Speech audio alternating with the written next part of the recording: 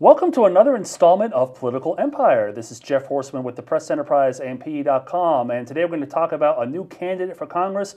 Then we're going to delve into what's going on with Ontario Airport, which has been a subject, kind of a sore subject for a lot of people in the Inland Empire for a long time in terms of its usage. So first, confirming months of speculation, Redlands Mayor Pete Aguilar announced that he will run for San Bernardino County's 31st Congressional District in what's shaping up to be one of the country's most competitive House races in 2014.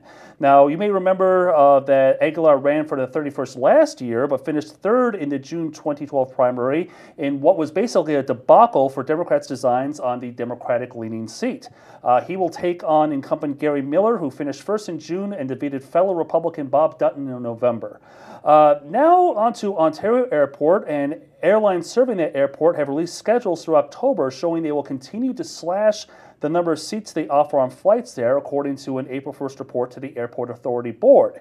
If cutbacks continue through the end of the year as expected, the number of travelers using Ontario will fall below 4 million in 2013, fewer than in 1986. And here to talk about what's going on with the airport is columnist Cassie McDuff. Cassie, why are there fewer travelers expected to use Ontario? Well, it's really driven by the airlines. It's not for lack of wanting to fly out of Ontario. Every time we write about the airport, people come out of the woodwork saying they'd much rather use Ontario Airport than LAX because LAX is so far away, it's so jammed with traffic, it's so crowded, the lines take so long to get through. But the airlines are cutting back on the number of flights and the number of seats available at Ontario because of the cost. It costs much more per passenger for airlines to serve Ontario Airport than it does for them to serve other regional airports in Southern California or even LAX, the big fish. Okay. Now, I understand a lot of this, the cost issues and so forth are tied up with who owns the airport, which is the city of Los Angeles, and there's been a push for years now to get local control of that to make the airport maybe more competitive and more of an asset to the people here. And I mean, what do you think when you hear these numbers about fewer flights and fewer expected passengers? What do you think that does for the prospects of local control? Well, it's hard to say because the key is whether or not the Los Angeles World Airports Board is listening.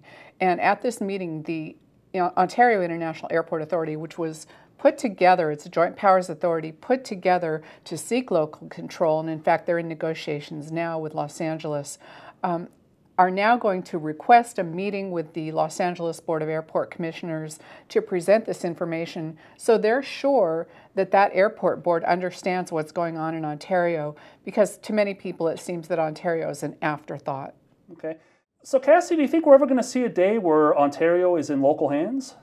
Well, that's certainly the hope, Jeff. Not just for the convenience of travelers in the Inland Empire, but also because the airport is such an important economic engine for the area. The report said that just last year, $849 million were lost to the local economy and more than 10,000 jobs. All right. Well, thank you very much for following us, Cassie. We appreciate it. And thank you for watching Political Empire. We'll see you next time.